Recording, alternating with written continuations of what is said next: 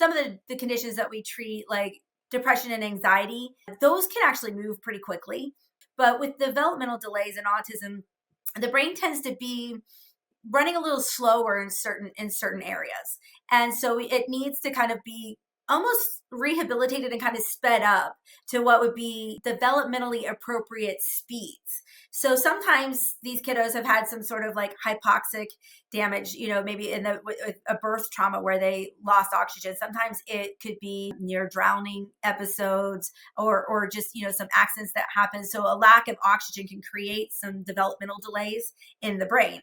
And so what we're doing is we're kind of like sending resources and like kind of helping the brain kind of catch up.